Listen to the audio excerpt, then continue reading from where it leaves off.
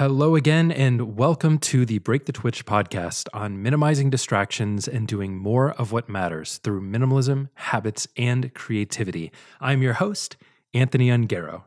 In this episode, number 25, the final episode of season 2, I'm chatting with Stephanie Domrose. She's an entrepreneur, coach, and the authentic beauty artist behind Embeau, a business focused on empowering women to feel beautiful inside and out. Stephanie shares how she envisioned and intentionally designed her business model over the years. We discuss how building a bridge may be better than taking a leap when it comes to starting something new.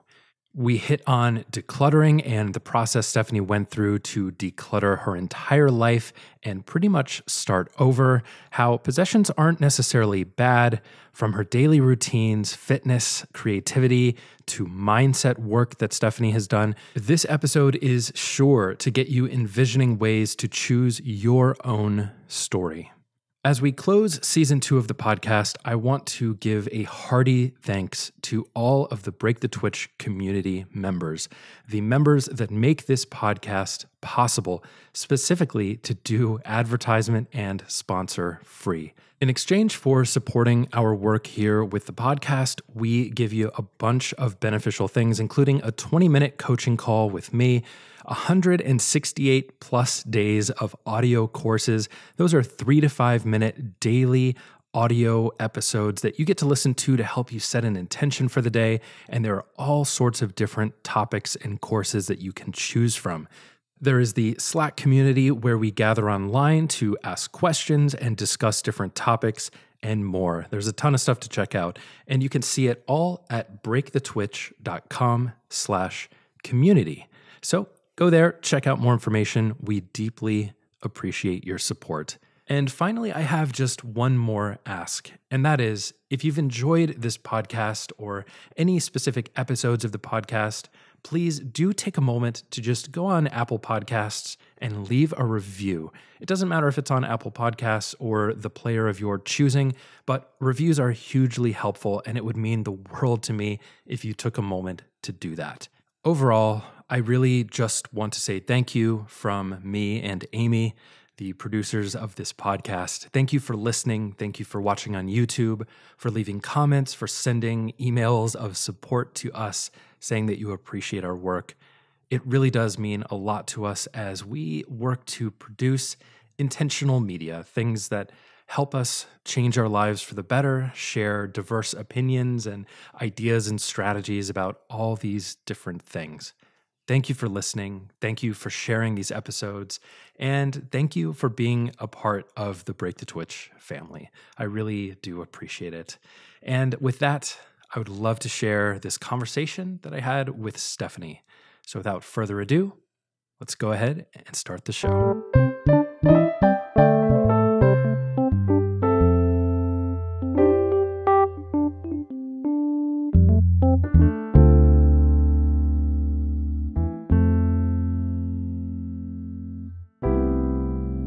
So, Stephanie, tell me a little bit about what you're up to these days and what kind of stuff you're getting into. I'm up to a lot of different things right now, and I'm kind of in transition, which I feel like I say that a lot. So maybe I'm always in transition. You too, huh? Yeah, maybe we all are. And, there are moments when you feel like you've got it all figured out. Right now, I am doing all of the things at once, but not for very much longer. So I have been doing hair and makeup for 13 years. And I started my own business 2 years ago. And part of the business was coaching, for one-on-one coaching, for life coaching. And then the other part of the business is hair and makeup. So with that, I have weddings that I do on the weekend with a small team and a very small salon clientele that I see just for 1 week every 5 weeks. And then I'll do some commercial work with photo shoots and like on-set stuff too. So all of that is happening. And then in April, I'm going to be done with taking clients in the salon. So that'll be a very big transition. It's also taking away my safety net that I've had for 13 years. So it's exciting and terrifying, and it's definitely signifying the next chapter, because the thing that I really want to dive into is the coaching side of what I do. And so I'm currently in the beta round of my e-course that I created called Choose Your Story. And so that has been such a labor of love. And I feel like I've been writing it for the last 4 years in my head. And I've found several different iterations of it, actually, because I like to clear out my excess clutter. And I found like 4 versions of this, or maybe 5, that I've written over the past couple of years. And to see it actually come to life and have its own workbook and then have people sign up for it is just really, really cool. And I think once I had that tangible thing, I was like, okay, now I know where I'm going to take this, and I'm comfortable eliminating some of the other things that I do, because focusing on everything is not sustainable. Mm-hmm. Can't do everything all the time. No. That is for sure. Yeah. Yeah. Those are the things professionally that I'm working on. Awesome. Well, we have a lot to talk about now, because you said the keywords, which are clutter and creating some space in your work schedule and safety net and all of those things. So I'm curious around the transition you're making, especially from the aspect of reducing and kind of streamlining the business that you're doing with this salon, or running that type of work.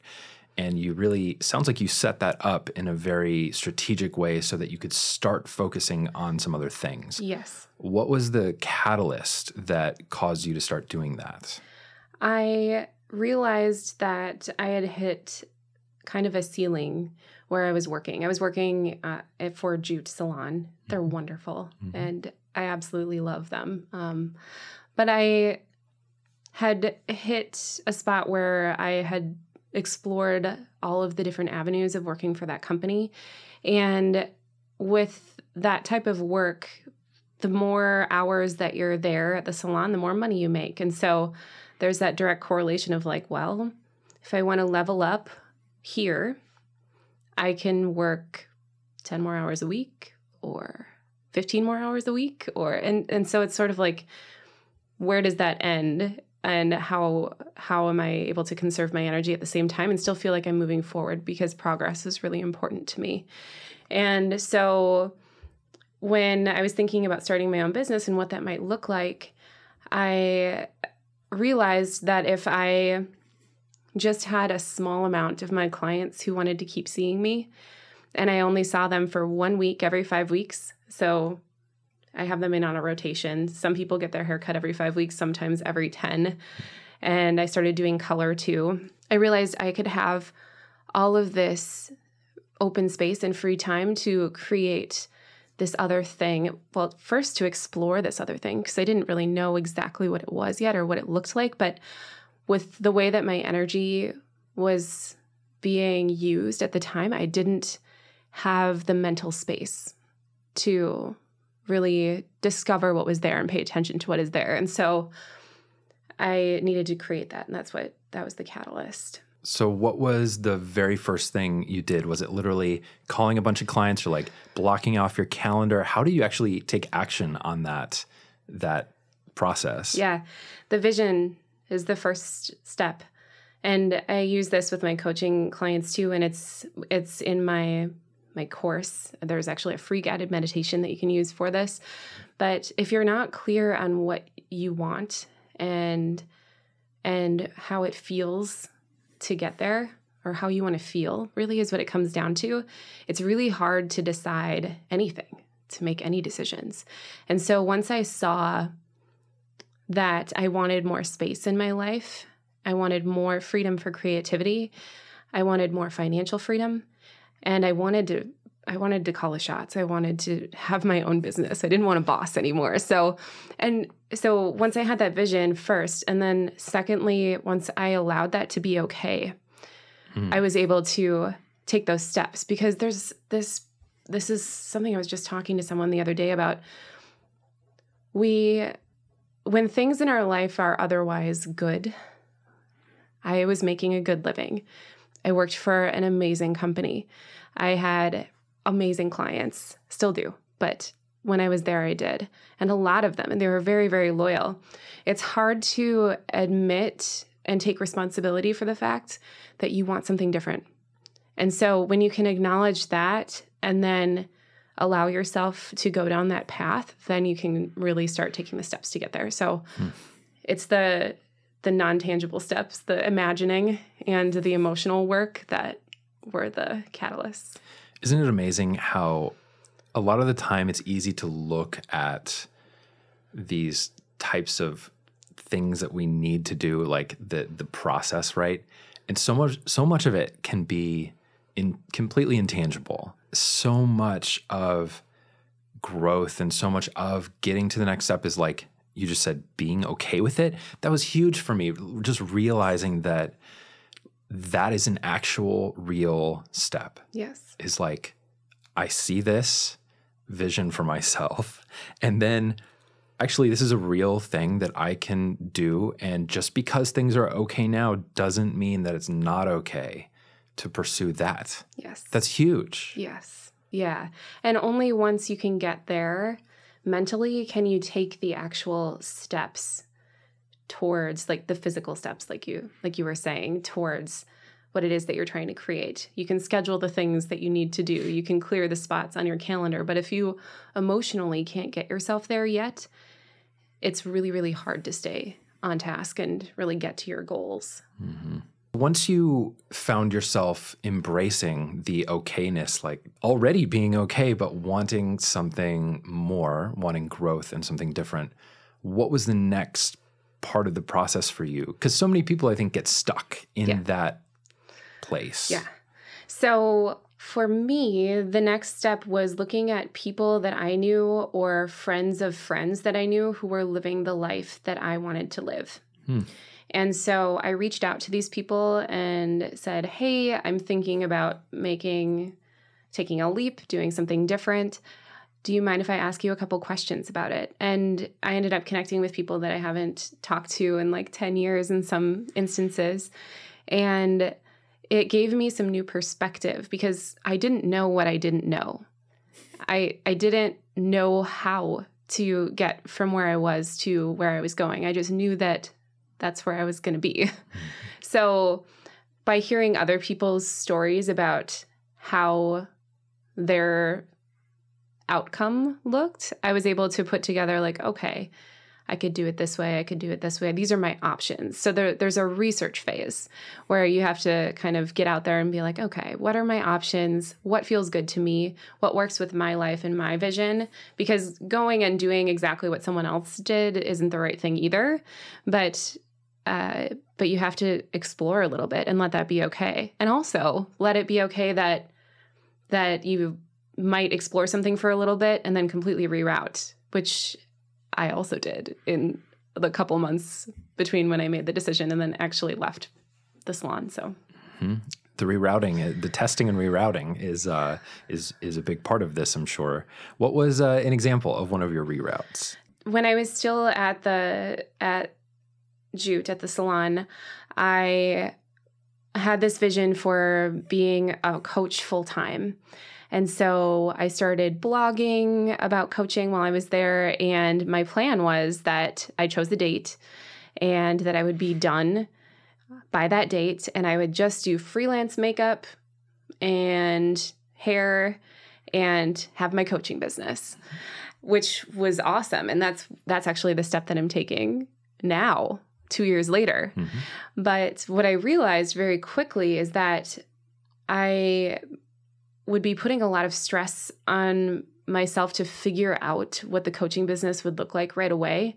And while there is some value in taking away a safety net and then just jumping off the cliff, like some people do operate really well in that way, I realized that I needed a little more financial stability, a little more cushion to feel like I had the room to create that I needed to create. And so I think there's a lot of appeal around entrepreneurship in that you're like, I'm going to quit my job and I'm going to go do this thing and it's going to be great. And then we live, free and happy and never look back. And the reality is a lot of entrepreneurs hang on to their day jobs well into their entrepreneurship adventure. And that's just what you need to do in order to really make sure that you have what you need to support you.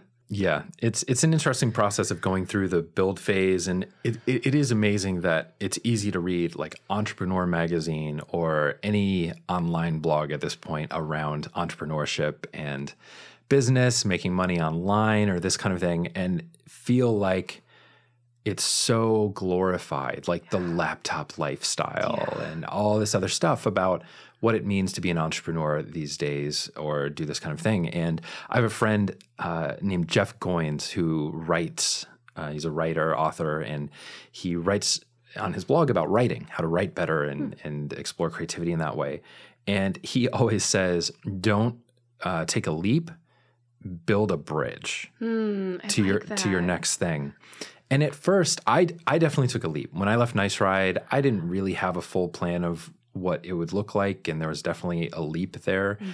And when people come to me now talking about what should I do, should I have this idea, should I quit my job and try to do this, I'm just like, no. Like, do whatever you can to try to explore these ideas, because you're going to have to go through a few things first. We're on our fourth iteration of doing stuff that may or may not work, you know? Yes. And so that is always what I tell people too now. I used to be very gung-ho, like, yeah, like take the leap, like do it. But that's such a cultural thing now that is glorified in so many ways. So it's cool to hear that you like had this idea, adjusted a bit, realized you needed more of that financial stability and security, which I totally get. Yeah.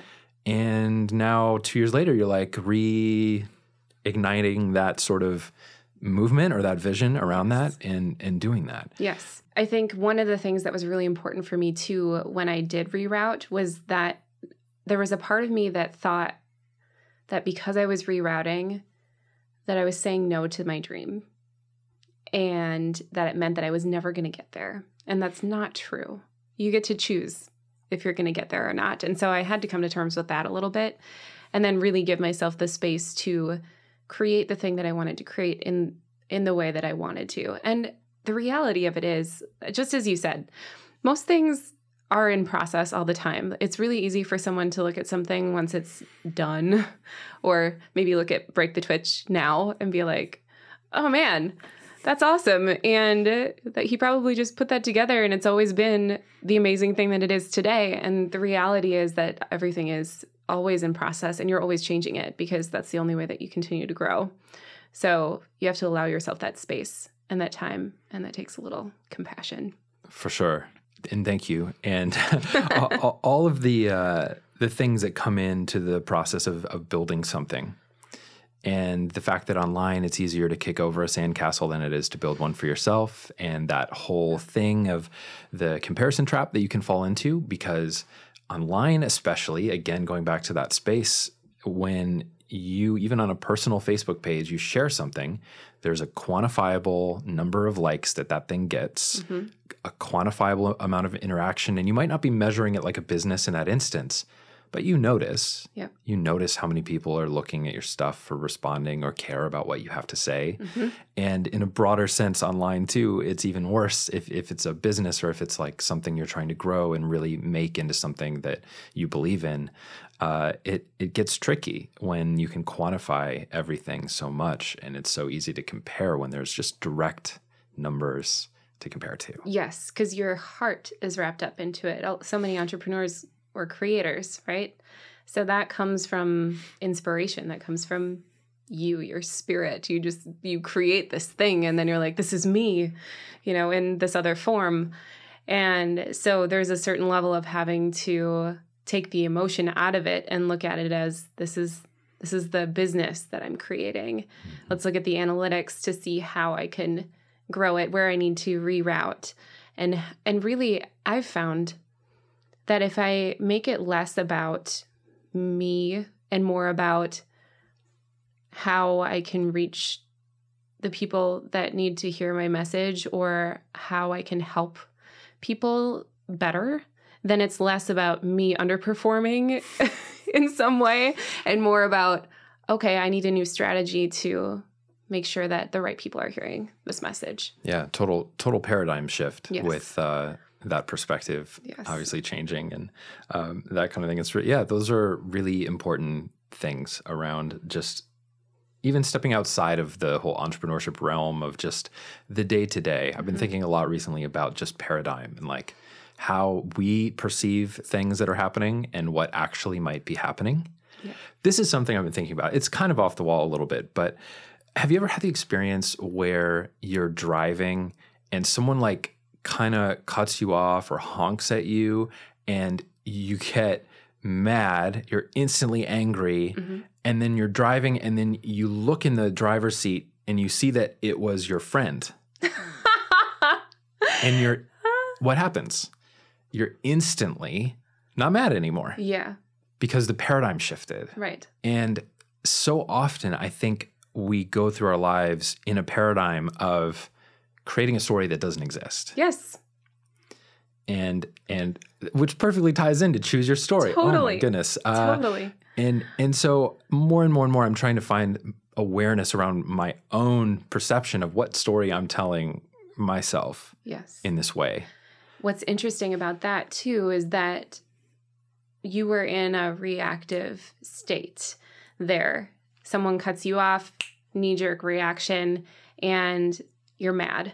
And so when you're learning to actively choose your story, which is the name of the course that I created, then you have made those mindset shifts. There is a paradigm shift. You're not assuming that, that someone was trying to cut you off, or you're just a little more protective or aware of your thoughts when they come through before the emotion goes there. Then you can really choose who you want to be in that situation. And it's kind of amazing, isn't it, when you start paying attention to the stories that you have about your life? There's so many of them.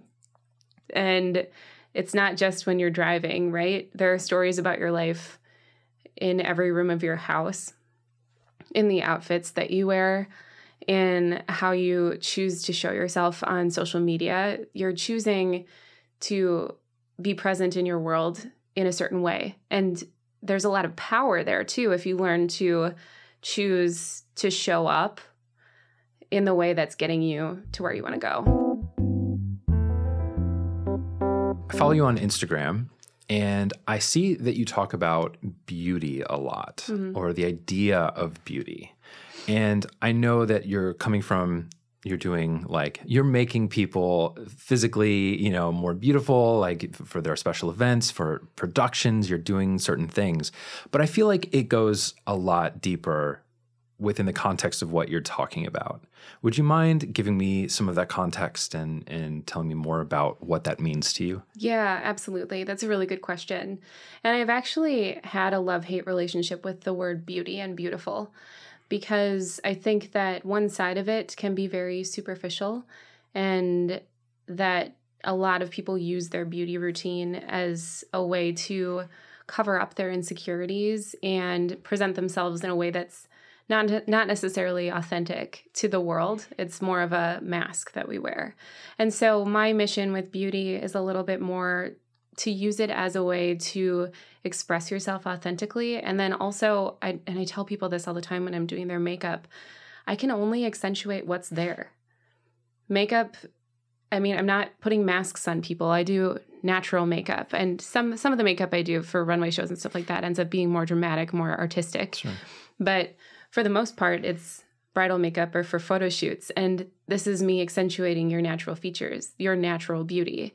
And so using it as a tool to really accentuate what you have and as a form of expression, I think is my take on beauty. And inner beauty and outer beauty aspect to it too. And I think that's how my worlds sort of intertwine with each other, is that the coaching is very much about cultivating an inner world that's beautiful. And then the outer world would be, the physical beauty part. And when you're working in alignment with your inner world and your outer world, and both are expressions of you and who you really want to be, then that's beautiful. Then that's balanced. Then that's your best life, whatever you want to call it.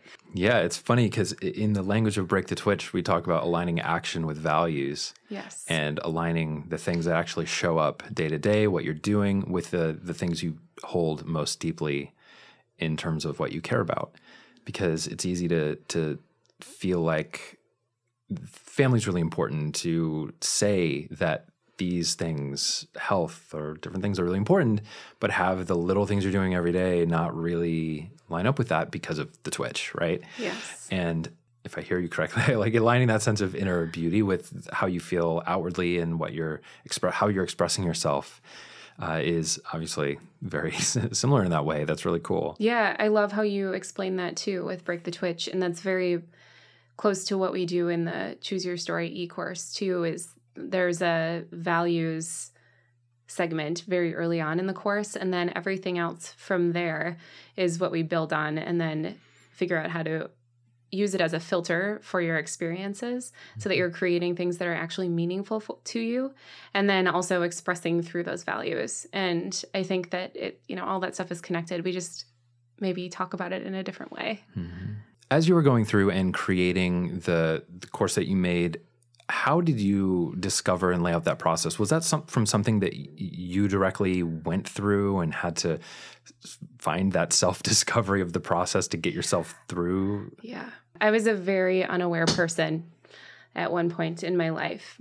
I went through a really big life transition about 4.5 years ago, and woke up one day and totally didn't recognize myself anymore, and was living in a house that I kind of hated, in a really unhealthy relationship, and wasn't feeling fulfilled in my job.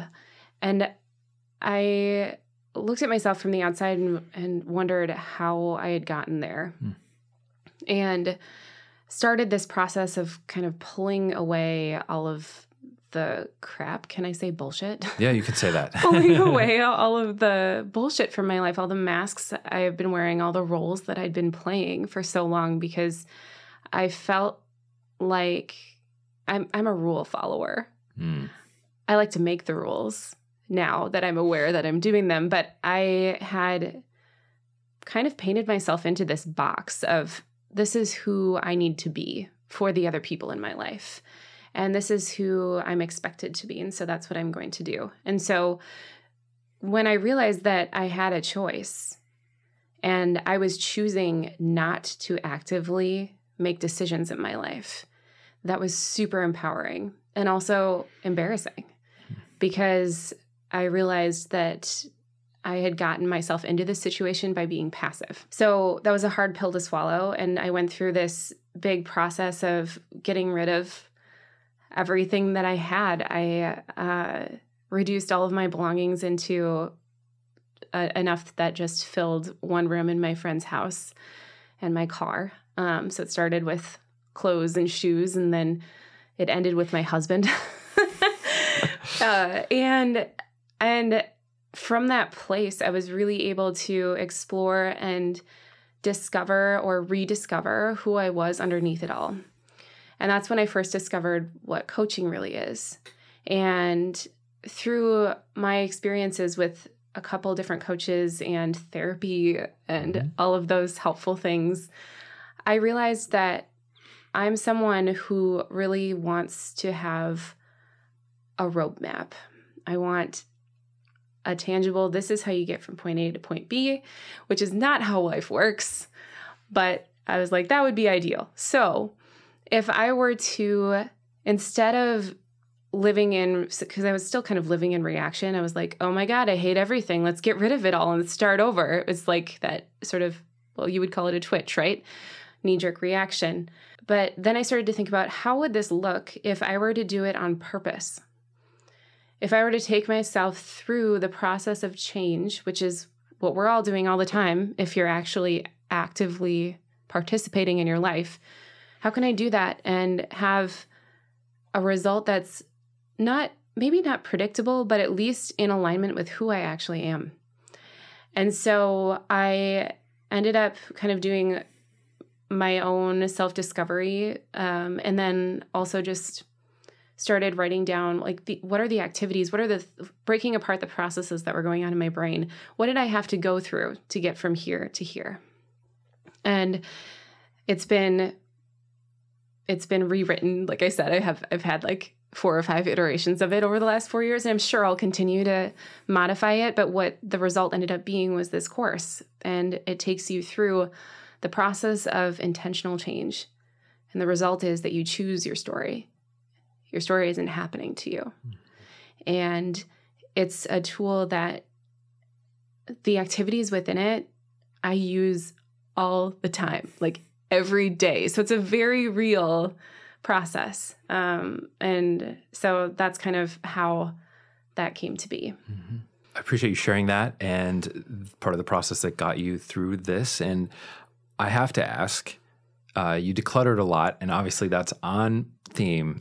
So I need to ask, from the time that you started this and you made this realization through to you decluttering everything, as you said, all the way up through your husband, a relationship that was not working, well for you. Yeah. How long did that process take? Was it difficult? Did it feel easy? Did it feel light? What was that like? Oh, it was so hard. But once you start, you create this beautiful momentum.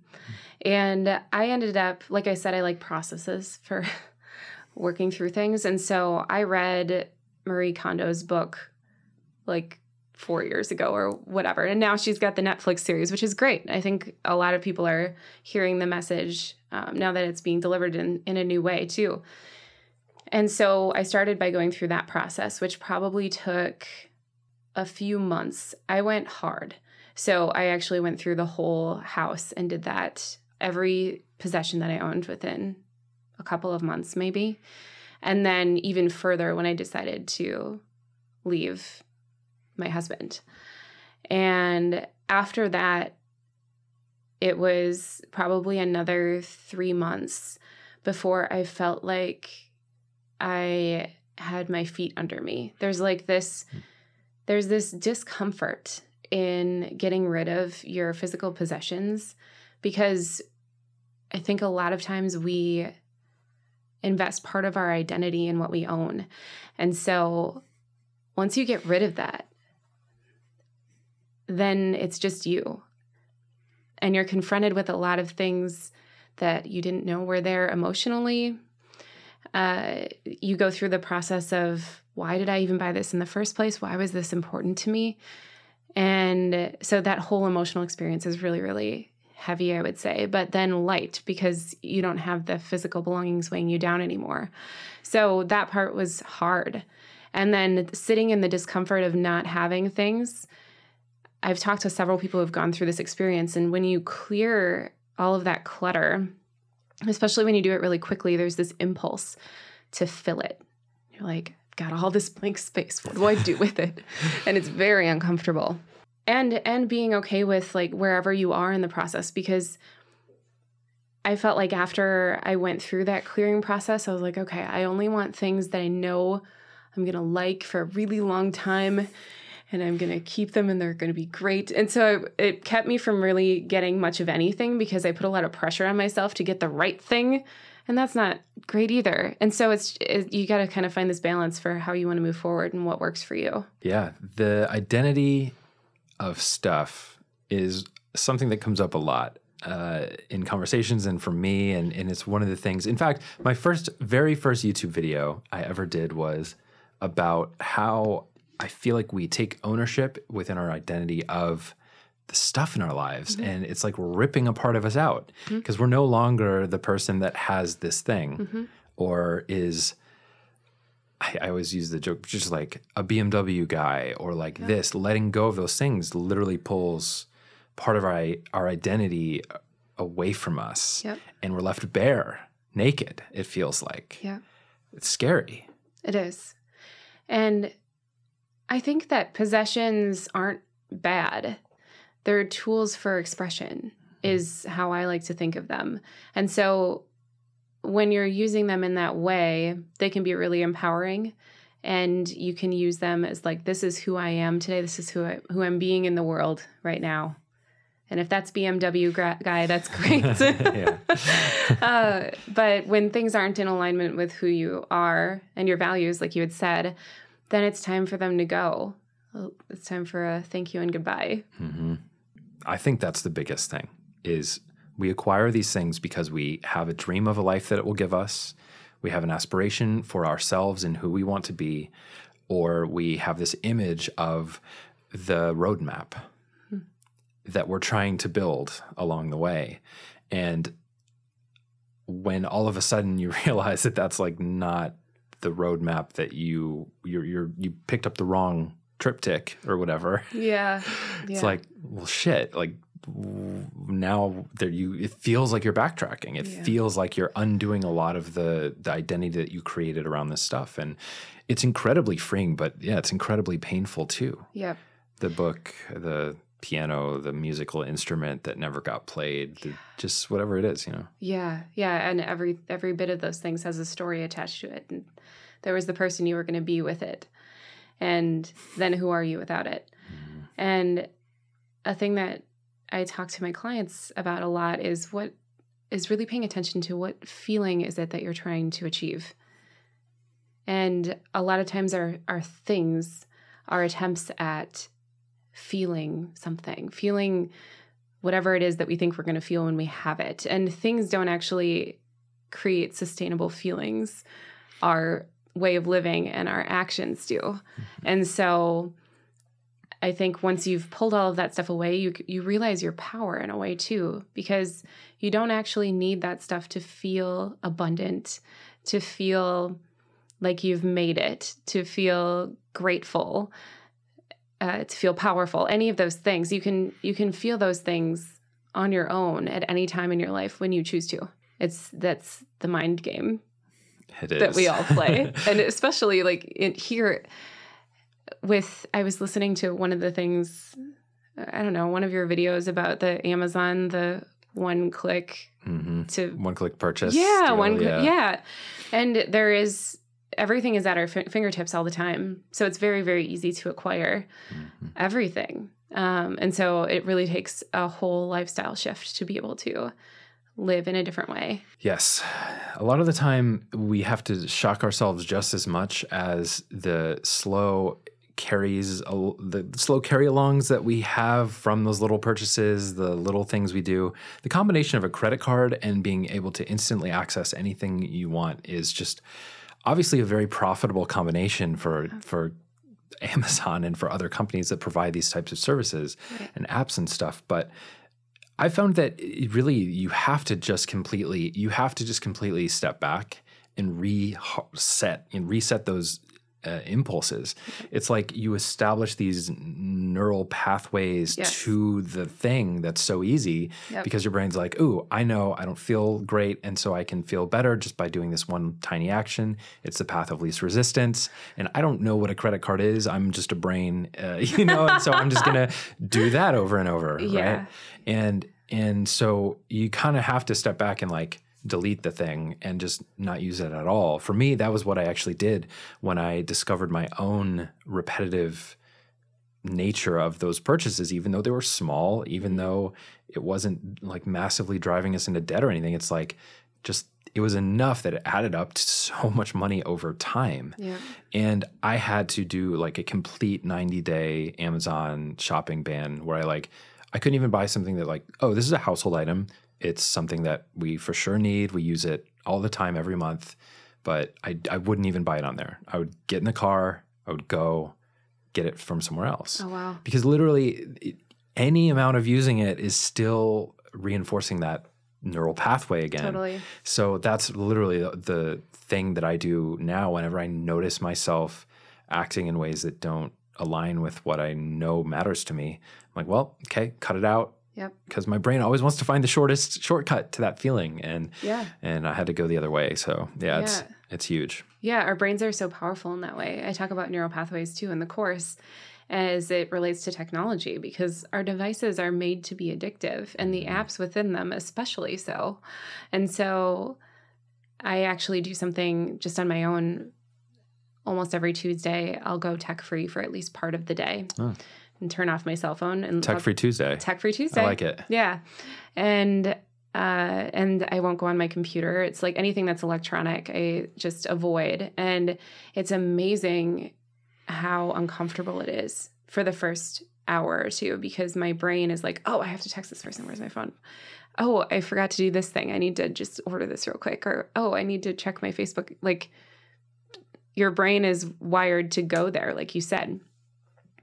And so I think having regular breaks from that helps you reset. And actually, the research that I've done about technology says that it only takes like a day for your brain to detox from those impulses. So if you let yourself have a day that's without a screen, then you can be feeling refreshed and kind of be out of that reactive state pretty quickly.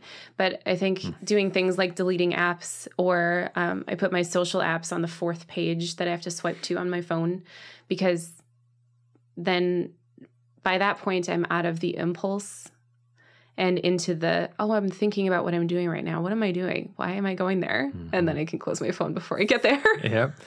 Yeah, that's the intentional friction. It's like adding that space that you can actually give yourself a fighting chance, right? Of having that moment to be like, whoa, wait. I didn't actually mean to open this app again because I just closed it. Yes. Right? That kind of thing. Yes, definitely. So around habits and those sort of practices, do you have any particular habits or daily practices that you really like, that you found helpful throughout all of this? Yeah.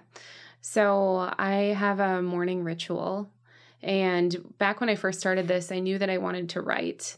And so I started implementing writing into my days in a very small way, because what happens in the brain is that it doesn't really care if you sit down and write a whole novel in one sitting, or if you just sit down and your goal is to write 2 sentences and you complete it. Like, the amount of success that's registered is the same. And so if you can create small goals and complete them and get the rush from it and register the success, then it builds momentum like a snowball going down a hill. And so I began with writing in my journal for 2 minutes a day after breakfast every morning, because when you attach a habit, you know this of all people, but I'm going to say it anyway. Yeah. When you attach a habit to something that you already do every day in your routine, then your brain automatically goes there. It's like, oh, it's time to write. Oh, it's time to write. And it just becomes a part of who you are after you've done it for, the habit is there after 21 days, but then it becomes a part of you and feels odd if you don't do it after 90. I started with that, and now I have a full-blown morning ritual that involves no technology. I get up and meditate for 5 minutes is probably the average, and then go down and make breakfast, and then write for, it's still only a couple minutes most days. And then on Tech-Free Tuesdays, I'll do for an hour or so. Yeah. So that is a habit that I've stuck to just for my own sanity, and to feel like I have something that's just for me each day to really center. And also, so this is something that I've struggled with as someone who likes processes and routines and habits. There's another side to it, because like, I'm the type of person who I decide what a goal is and I'm like, balls to the wall. I'm going to get there and I'm going to do it in the most efficient way that I can. And I don't look back. That's part of my type A personality. And what happens a lot of times is halfway through, or even a day in, there's something about it that maybe isn't the best thing for me in my current life, or there might be a better way for me to like fit it in, but I've already decided and I'm already going. So I've created this morning routine of meditation to really check in with myself and be like, okay, what do I need today? What needs to happen for me to feel like I'm the most supported in my plan for today? And if that means adjusting the plan, I will adjust the plan, and that's okay. Like, flexibility is okay. Is there something that triggers that check-in? Is there some sort of like external thing that can set that up? Because I know how easy it can be. Yeah. I'm a little different, where I tend to be more right here, right now, even if I'm like headed towards a thing. And so it can be good. Yeah. But what I found with these things is that it's always a double-sided coin. Yep. Presence is a double-sided coin. Being a ultra planner is a double-sided coin. Yep. And we can all benefit from lots of different aspects of these things. So Yes. it's interesting. Everything comes with its demons as well. Mm-hmm. But have you found that there's like something that can help you trigger that? Yes. Let's stop for a second. Am I still on the right path? Yes. And it's coming back to my body. I'm someone that lives up in my head a lot. And so I've noticed it, especially with, I'll use an example of exercise because I like high intensity exercise that's very, very intense for short periods of time. And so I make the goal to do as much as I can and nothing gets in my way. My brain just goes on auto and I'm like, go in. I do not feel, I kind of disengage from the pain that's going on in my body and I will just go. And I've done this before to the point when I was training with Muay Thai that I ended up like having a rib pop out of place and was like, oh, that's uncomfortable, but I think I'm going to keep going. And then, yeah. So the answer is coming back to my body and breathing and really just checking in to be like, how am I feeling right now? Because the feelings and the sensations that are going on in your body are a part of your communication system. It's not, you're not just a brain and a head, right? We have these bodies for a reason. And so when I can check in with that, that's where I can start to feel like the intuition come up, the pain come up if I'm in a workout, like, oh, that's maybe bad pain, not good pain. And so keeping that mind-body connection is where I find the red flags. And so when I forget to do that and don't set myself up for that at the beginning of the day, I live through the whole day up here in my plans. Mm-hmm, mm-hmm. Yeah, that's huge. I've always thought about it as like kinesthetic awareness. Yes. And it does seem always funny when you sit down to meditate, especially if it's later in the day. For me, I'm an afternoon or evening later on meditator. And I always find the aches and pains that I've been dealing with all day, but all of a sudden when I am here and I recenter and I come back to it, I'm like, that's weird. I have this little thing going on in my back right now. Or, oh man, my neck is a little stiff going this way. Mm-hmm. And it's been there. It didn't just show up because I started paying attention to it. Right. It has been there. And having that more and more and more is something I've been also increasingly interested in. I was watching a documentary about Plum Village, the monastery, the Buddhist monastery of Thich Nhat Hanh, the Vietnamese monk, and he's amazing. And they have this bell that chimes every hour on the campus, and so every time this rings out over the campus, everybody stops, whether they're walking, washing dishes, whatever they're doing. I guess not sleeping, but whatever they're doing, they completely stop. Take a moment to just bring themselves back into the present, no matter what it is, and then continues on with their day. And that's why I was asking about reminders of little things, because I don't know if I could handle a beep or something going off every hour all day. Yeah, it's a lot. But at the same time, the idea is fascinating. It is. Of having some external reminder and a way to, where am I right now? Yeah. That kind of thing. Yeah. And there are lots of different ways to do that. And I think it can come back to your habits. Like if you created a breathing habit when you had lunch every day, then you'd have a midday check-in of like, okay, I'm going to breathe 10 times while my food is heating up or something like that. Or I'm going to take 3 deep breaths at every red stoplight that I'm at, something to that effect. But yeah, that's fascinating. Having a bell go off. Too bad that couldn't just happen somehow in our world and that we would all pause. It's an interesting solution to that sort of problem. And you would think that on that campus, everyone there is already doing deep mindfulness practices like meditation, all this stuff. Right. And with that extra layer, I can imagine it would be a nice touch. Yes. You mentioned exercise and Muay Thai, which is something always been fascinated with and slightly terrified of, but it's one of those things I would love to do if I ever got to go study somewhere for a month or two. Yeah. Tell me more about exercise for you, what it does, and what type of exercise you like the most. You said fast and intense. And so I'm curious what kind of things you practice. Yeah, I've gone through quite a fitness journey. It's always been really important to me, and it helps me.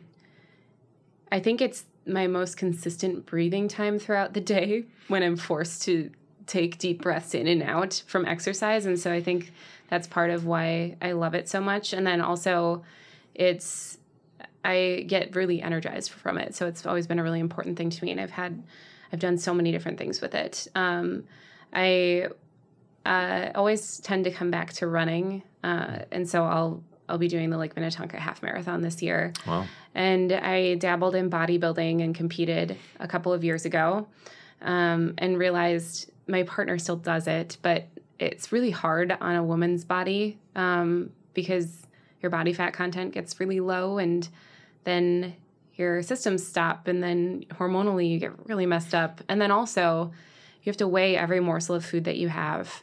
And it's very, very calculated. It's a lot of like, I'm going to force my body into this specific shape. And I learned a lot from it, and I had to use a lot of my knowledge around like creating habits and having a really positive mindset throughout the whole thing, but it's not a sustainable way of living for me. I know a lot of people who do it, and that's great. And so for me, I'm always looking for what's the thing that is going to support me in my life that I'm living right now. And so that's changed in different ways, depending on what it is, what the season is, and what I'm doing. And lately, I like to do things that are really efficient and that hit all of the muscle groups so that I'm not spending hours in the gym. Sure. And so high intensity exercise is one way to do that. And I've been going to Alchemy to do it because I really like being in a group format, especially since I work by myself a lot of the time. Like I'll talk to people over the phone, but there's a little bit of like, I need that human interaction, and I'm really sensitive to environments. And there's something about that environment that's just really exciting and uplifting, and I love being able to go somewhere and just have someone be like, okay, this class starts now. I'm going to tell you what to do for 50 minutes, and then you're going to go home. Because there's so many decisions that we make throughout a day that sometimes, even though I'm all about choosing your story, choose all the things, it's kind of nice to be able to show up and be like guided through something every now and then. Even though I know all the things and I could do it on my own, I do end up pushing myself harder in that environment too. So the Alchemy is that similar to CrossFit, or is it like Orange Theory, or is there a specific kind of brand of what it is? Yeah, it's sort of like a yoga CrossFit hybrid. Wow. So they do yoga flow for the first part of the workout, and it's a quick flow, and it's not to relaxing music. It's to like pop music. And then depending on how the length of the class that you're in, you do 10 to 20 minutes of high intensity intervals. And so they have different things that are happening every day, but they usually end up hitting all of the muscle groups. And so some of those you use weights for, some of them are just body weight. You end up doing like burpees and box jumps and all of that fun CrossFit kind of stuff.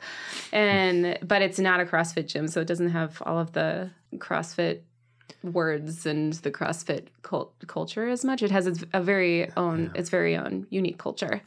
And then it closes out every class again with a yoga flow. Yeah, it sounds good. Sounds intense.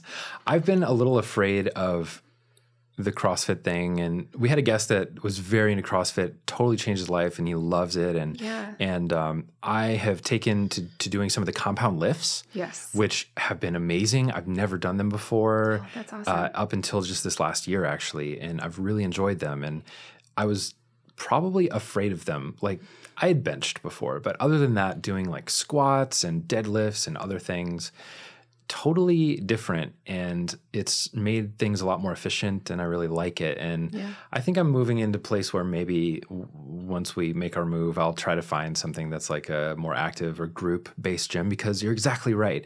It's really nice to be able to go. I'm an extrovert, so have that social interaction, the the accountability from it of other people being there and expecting you there to a certain extent. And then also just being told exactly what to do and not having to think about it. My fiance is a personal trainer, so I could have, well, he's a teacher too, but I could have somebody make me workouts and go and do it at his gym. But yeah, there's something about the environment. I think you just have to find the thing that works for you with your lifestyle. And the compound lifts are the quickest way to creating really balanced muscle in your body. So that's awesome that you discovered it. It's been fun. And challenging in different ways. And with even strength versus aesthetic and different things like that, I've been experimenting with those sorts of things. And it's really easy to focus on, for me, fitness was always about like leaning out because I gain weight really easily. And so it was always about leaning out up until this last year. 2018 for me was like, I can just lift and try to get stronger and see what that's like as a guy, which I really hadn't done since maybe high school. I was a rower. And even then I didn't fully understand nutrition. Like I was eating a power bar for lunch and I was probably burning 6,000 calories a day, being 17 and rowing on the river for 2 hours, 5 days a week. Oh my gosh. Like it was nuts. It was intense. Yet I thought I was doing myself a favor by like not eating that much. Oh my gosh. It's ridiculous. Yeah. I would have been so much stronger and so much better off had I knew what like protein was at the time. Yes. So it's fascinating learning about all these things and how just the food we eat, like you said, the connection between gut and brain and all of these things that tell us how to feel and what to feel. It's really good stuff. Yeah. Food is communication to your body. And so, yeah, it's very, very powerful. And especially if you have specific fitness goals, if your diet isn't there, I can tell you the bodybuilding thing, 80% of it was diet. They had us keep, my trainer or coach had me do workouts every day, but it was mostly just so that I could maintain muscle mass while I was leaning out. Wow. And so it's mostly your diet. So once you know how to manipulate that in the way that's going to get you the result that you want, then you've got it. Yeah. I literally would say 80% as well, just in my own anecdotal experience, that when I eat better, things happen in the right order and in the right way. And when I eat worse, I don't see a whole lot of changes, either in strength or in leaning out or any of the other stuff. It's amazing. Yeah. And what really bugs me, just as a side note, what really bothers me about that is that all the campaigns on TV, Play 60, like all these other things about kids and health and fighting childhood obesity, all of it talks about movement and not diet. Yeah. So much of it is about physical movement. Obviously, it's important too.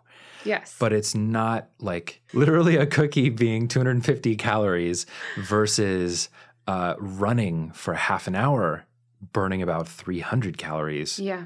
It's like it's such an unbalanced scale when it comes to what you have to do to actually change the way you eat. And it's been such a fascinating thing and also infuriating that like we need to be talking about this as a broad spectrum thing where the food is really important and eating whole foods and all this other kind of stuff. Absolutely. Versus just moving being the solution. Yeah, definitely. And I think for a lot of my life, I felt like, I'll just run a little longer later to burn that thing off, and it's really much more healthy and balanced if you can kind of think of it from the food perspective first. And I like to think about the food that I eat as a way to support what I'm doing for the day rather than like, I'm hungry, I gotta eat.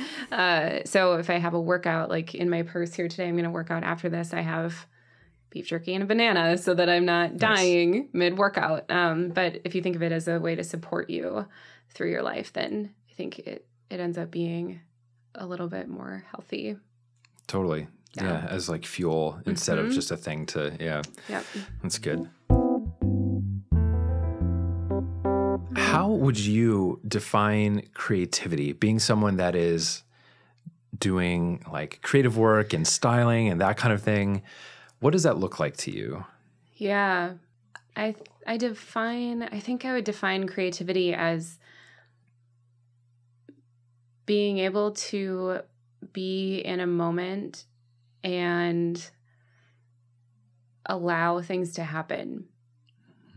The reason why I say that is I can have a plan for something and think that it's going to turn out a certain way, even if it's a creative thing, like an updo is what I'm thinking of for a bride. I can have it all planned out.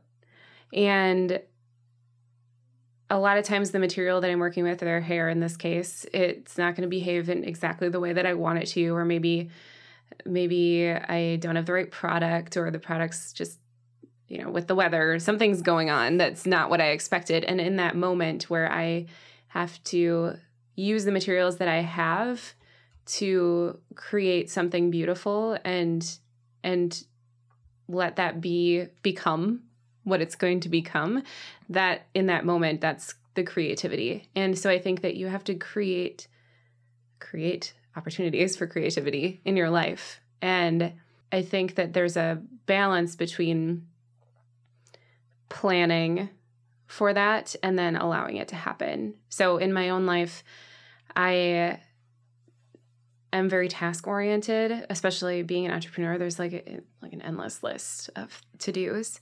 And so I tend to fill my days up with that.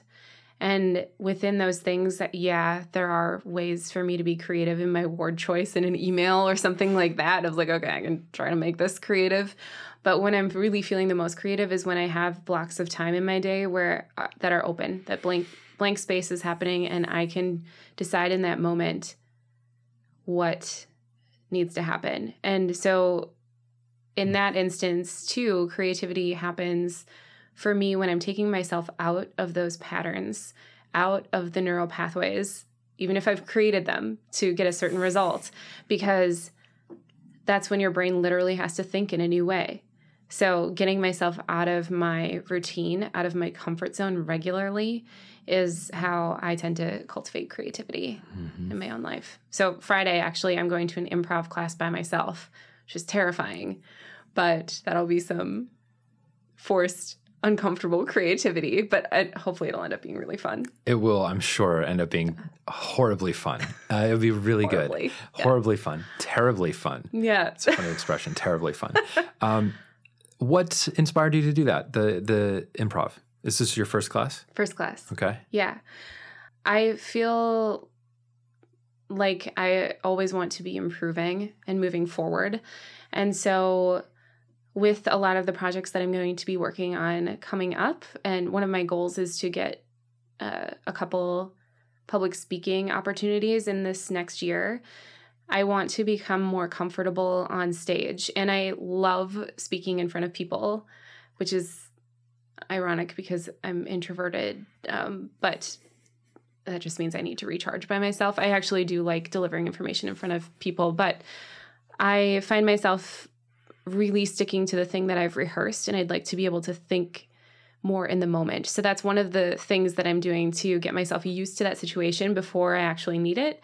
And then I'm going to try out a Toastmasters meeting too. Nice. So to throw that in there. So yeah, I like to push myself into situations that I haven't been in before. Yeah, that's where the growth happens. Yeah. And the exploration. Yeah.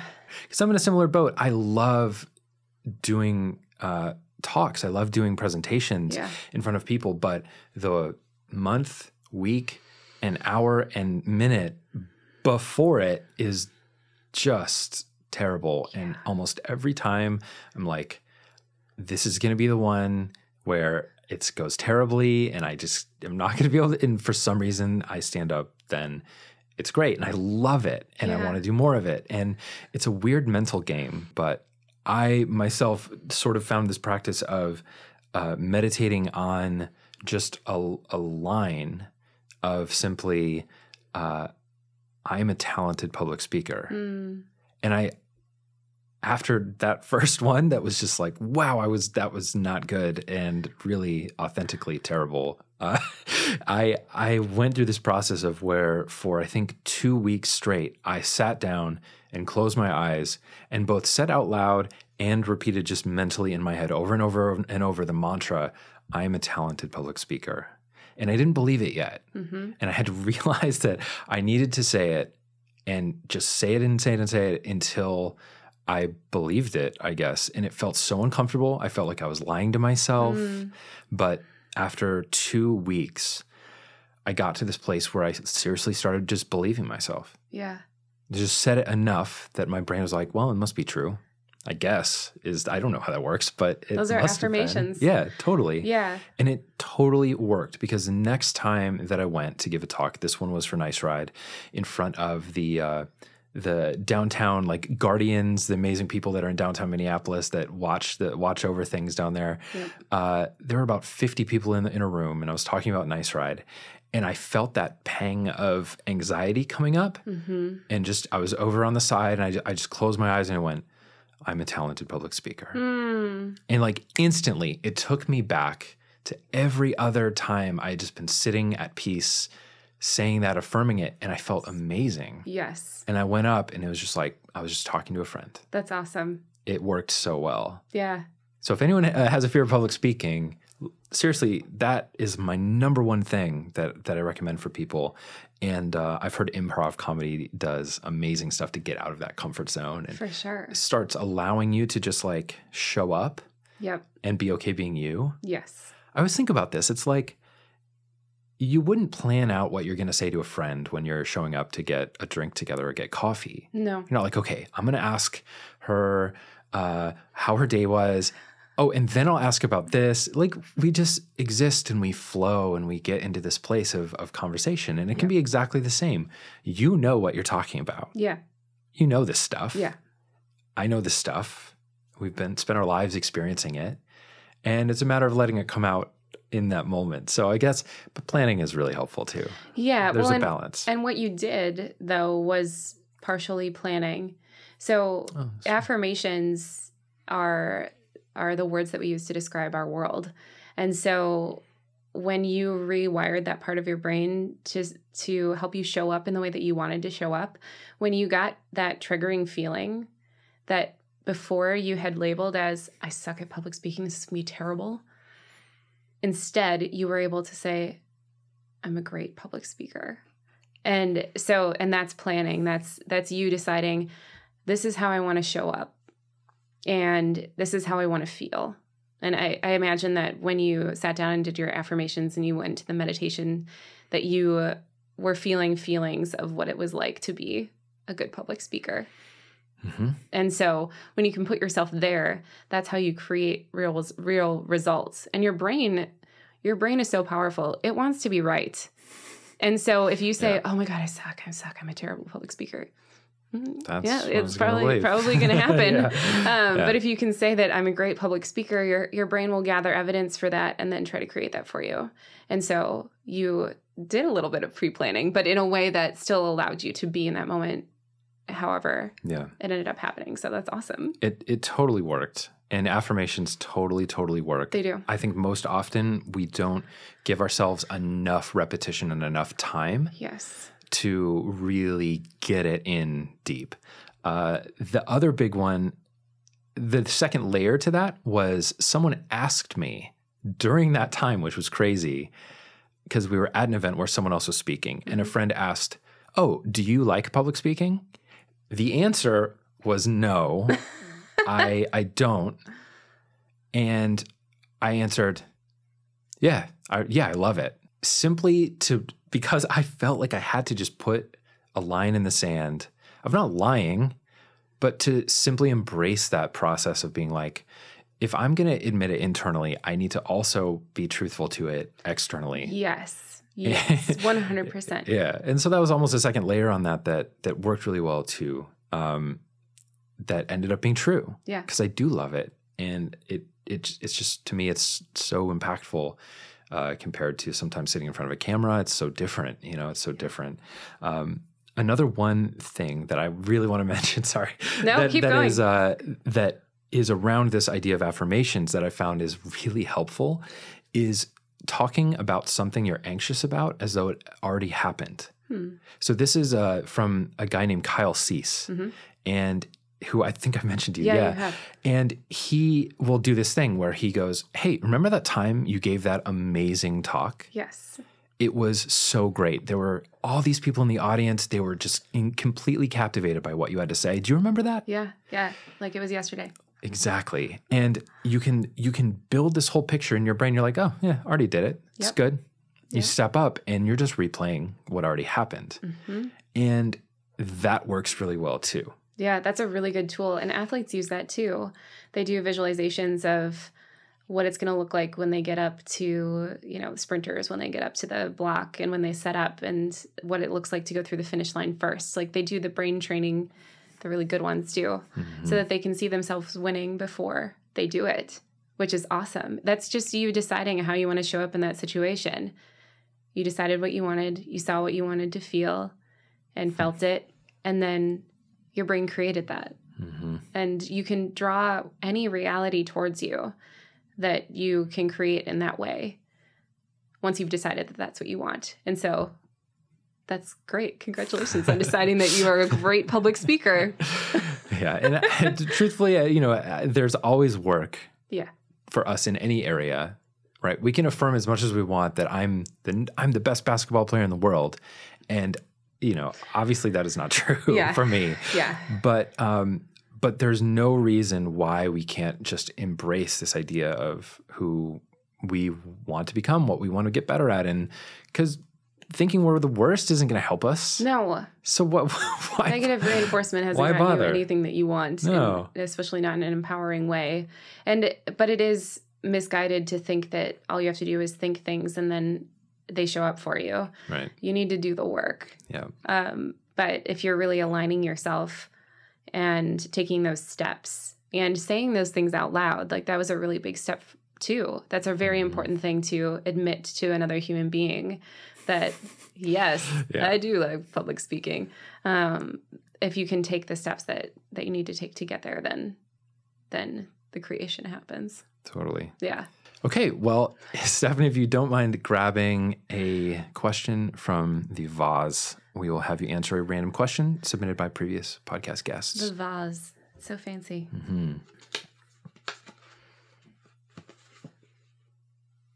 This is 2 questions. Is it really? Yeah, from Nora. No way. You got Nora's question. Yeah. That's great. What is your best digital habit? Is the first question. And the second one says, oh, exclamation point. Favorite book? I love it. I love that I got Nora's questions. My best digital habit is Tech Free Tuesday. And I'm not great at doing it every Tuesday. And it's not always like with coaching calls and everything. It's sometimes hard to work around, but I at least take a chunk of time every Tuesday to turn it off. And it forces me to do things that are a little bit more creative. So I think that's my best digital habit. My favorite book. The book that I've returned to over and over again is The Alchemist. And I'll still call that my favorite book because every time that I've read it, I get something different from it. And it's such a simple story, but it has a lot of layers of things happening and messages in it, which I love. And the last time that I read it was right before I left my job and started my own business. And I just love the magic in the story and the idea of pursuing your personal legend. So that would be my favorite book. That's a great book. I listened to it. You just read it. I just read it through your ears, through my ears, for the first time like 3 months ago. Oh, and wow. I kept hearing about it over and over. And I have friends that read that book every year, at least once a year. Yeah. So if you haven't, if you're listening and you haven't read that yet, definitely give it a read. Do it. Yeah, it's a great book. And it's a pretty quick read too. So where can people find you online and all of the wonderful things you're doing? Yeah. So my business is called Embeau, which stands for empowerment and beauty. And so you can find me online at embeau-mn.com. The website's going through a remodel right now, but maybe by the time this episode airs, it'll be all back on track. And then on Facebook and Instagram, and the Instagram handle is embeau-mn. And how do you spell that? EMBEAUMN. Perfect. And for those listening, there will be show notes on the breakthetwitch.com website as well. where you can find all of this good stuff. Awesome. Thank you so much for having me. Thank you for coming and fun. being on. I appreciate it. Yeah. All right. And just like that, my conversation with Stephanie is concluded. And season 2 of the Break the Twitch podcast is complete. You may see a couple bonus episodes pop up in your feed if you're watching in between now and the introduction of season 3. So do keep an eye on that. And for more, check out breakthetwitch.com for articles, YouTube videos, and all of the regular stuff we produce here at Break the Twitch. Thank you so much for listening. Thank you for your support, and we will see you very soon.